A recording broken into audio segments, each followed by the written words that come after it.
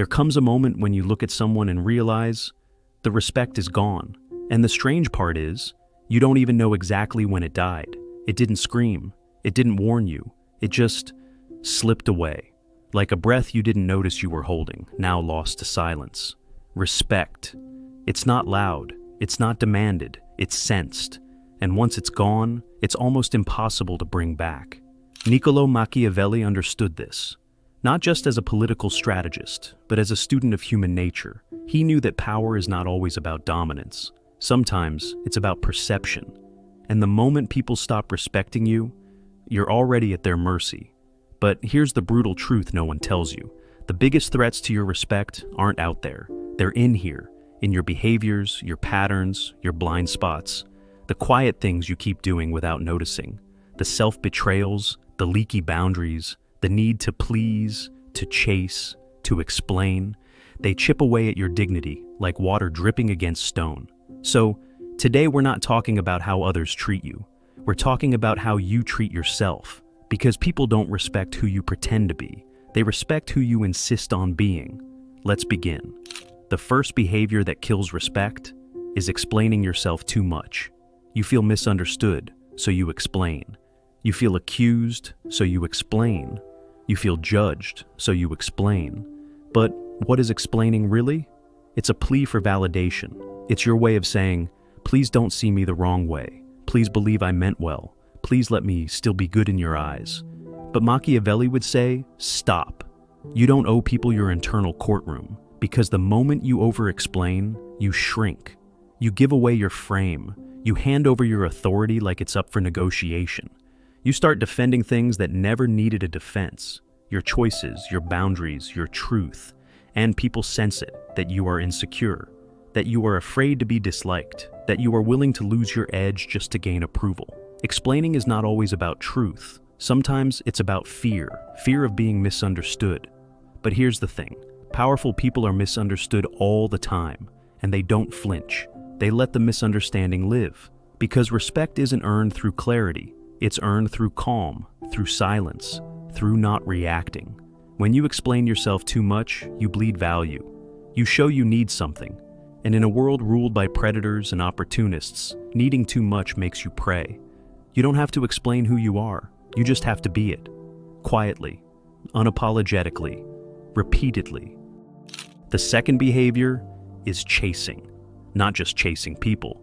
Chasing outcomes, chasing closure, chasing control. Chasing something to fill that hole in your chest that never seems to close, no matter how many times you try. But the moment you chase, you lose posture. Machiavelli warned us. People don't follow the desperate, they tolerate them. Or worse, they exploit them. There is a kind of hunger that disgusts, not physical hunger, emotional hunger. The kind of hunger that says, I'll do anything to make you like me. I'll sacrifice my peace just to win your attention. I'll abandon myself just to stay close to you. And the truth is, they can smell it. The need, the craving, the anxiety under your skin, and they lose respect for you. Even if they don't say it out loud. Here's what chasing really is. It's a trauma response. It's the little kid in you who was never chosen, now trying to earn love as an adult by running toward people who are walking away. It's your inner wound saying, please let me matter this time. Please let me be enough. But that's not strength. That's pain dressed in performance. You want to be respected? Stop chasing, stand still, breathe, let them come to you. And if they don't, let them go. You don't chase peace, you create it. And if this feels like it's hitting something real inside you, that means you're exactly the kind of person this channel is for. We don't do surface level advice here. We go into the dark, into the unconscious, into the places most people run from. If that's the path you're on too, subscribe right now. It's free and it tells the algorithm that more people like you exist. People who want truth, not comfort. Now back to it. The third behavior is talking too much. We live in a world of noise. Everyone's posting, everyone's performing, everyone's trying to prove something. But Machiavelli understood something dangerous about words. The more you use them, the less they mean. There is power in silence. There is mystery in restraint. When you talk too much, people learn how to disarm you. They know what triggers you. They know your fears, your regrets, your weaknesses. You've given them the blueprint, and worse, you've shown them that you need to be heard more than you need to be respected. Talking too much is often a symptom of insecurity, a fear of silence, a fear of stillness, a fear that if you don't keep speaking, you'll disappear. But the most powerful people in any room say the least. Not because they don't have thoughts, but because they know their value doesn't need noise to exist. Respect is often a reaction to presence, not performance. And presence comes from being grounded, solid, quietly alert. When you stop oversharing, you become unpredictable. And unpredictable people are respected because they can't be controlled. Don't reveal everything. Keep something for yourself. Let them wonder. The fourth behavior is seeking revenge. It feels good in theory, doesn't it? They hurt you, so you hurt them. They humiliate you, so you find a way to make them pay. But Machiavelli, the master of power, warned us, revenge is rarely strategic because it reveals too much emotion. It shows that they still have power over you. It exposes the wound, and when they see that they can provoke you, they know they still matter. Here's the deeper truth. Revenge is a mask for unresolved pain. When you seek revenge, you are still controlled by them. You're not healed. You're not strong. You're reactive.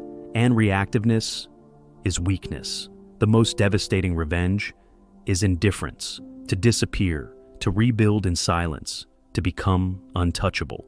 That's when they start to feel the weight of what they lost. There is no greater punishment than becoming someone they no longer have access to, someone they can't reach, can't read, can't affect. Real power doesn't shout. It vanishes. It evolves. And that kills more than any revenge ever could. The fifth behavior is betraying your own values. This one's subtle and dangerous because sometimes we betray ourselves not with a scream, but with a whisper. A quiet yes when we wanted to say no. A small compromise we told ourselves didn't matter. A boundary we allowed to be crossed just this once. But respect begins with self-respect, and self-respect is built moment by moment, decision by decision. Every time you abandon your truth to please someone else, a part of you watches and loses faith in you. Machiavelli knew that leaders, real leaders, have to be feared at times, but not in the way you think, not through cruelty, through clarity, through consistency, through refusing to be moved by pressure or guilt. If your values shift with every environment you enter, people don't see you as adaptable. They see you as weak, as fake, as easily shaped. You can't demand respect while betraying yourself. It's a contradiction. You can only attract what you embody, say what you mean, do what you believe, even if it costs you something, especially then. Because the moment you sell your soul for acceptance, you lose both. The sixth behavior is avoiding conflict. It seems wise at first, to keep the peace, to not stir the pot. But here's what avoidance really is: fear in disguise. You're not avoiding conflict because you're calm. You're avoiding it because you're scared. Scared of being seen. Scared of being disliked. Scared of confrontation because, somewhere deep down, you still believe your worth is tied to how smoothly things go. But Machiavelli wasn't afraid of conflict. He understood its necessity, that sometimes, to maintain order, you must be willing to draw lines, speak truth, enforce consequences. Avoiding conflict doesn't make people respect you. It makes them test you, because they sense that you'd rather be uncomfortable than firm, that you'll swallow resentment just to avoid discomfort. And the more you avoid, the more they push, until one day, you break, not in power, but in pain. You can't keep pretending silence is strength when inside, you're screaming. Respect comes from boundaries, and boundaries require conflict. Say it, even if your voice shakes. Defend your peace, even if it costs a connection. Speak the truth, especially when it's hard, because people don't remember what you allowed. They remember what you refused. The seventh behavior is self-pity. It's one of the most invisible killers of respect, because it doesn't scream, it seeps. We all suffer, we all carry pain, but the moment you start to see yourself as a victim of everything, you lose the one thing that earns real respect: agency. Machiavelli lived in chaos. He saw betrayal, war, collapse. But he never blamed. He observed, he adapted, he moved with reality, even when it was brutal. Self-pity makes you small. It traps you in stories where nothing is your fault. And when nothing is your fault, nothing can change.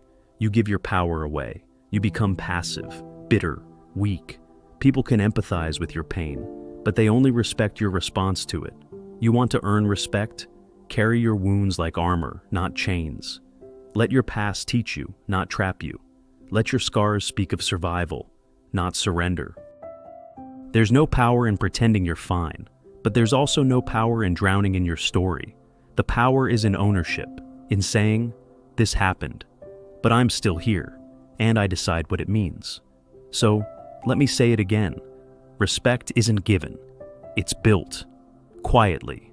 Through every moment you choose strength over fear, stillness over chaos, truth over performance. Machiavelli wasn't just talking to kings, he was talking to anyone who wanted to walk through the world unshaken. If they don't respect you, ask yourself, am I explaining too much? Am I chasing? Am I talking too much? Am I seeking revenge? Am I betraying myself? Am I avoiding conflict? Am I drowning in pity? Because if the answer is yes, then the enemy is not them, it's you. But here's the gift in all of this. You can change. You can begin again. Not by pretending, but by returning to yourself. By remembering who you were before the world taught you to shrink. Before you started performing for crumbs of affection. You don't need to scream to be respected. You need to stop bleeding. You need to stop begging. You need to stop explaining. You need to become someone they can't ignore. And that begins the moment you decide you don't need their approval to breathe. You only need your own.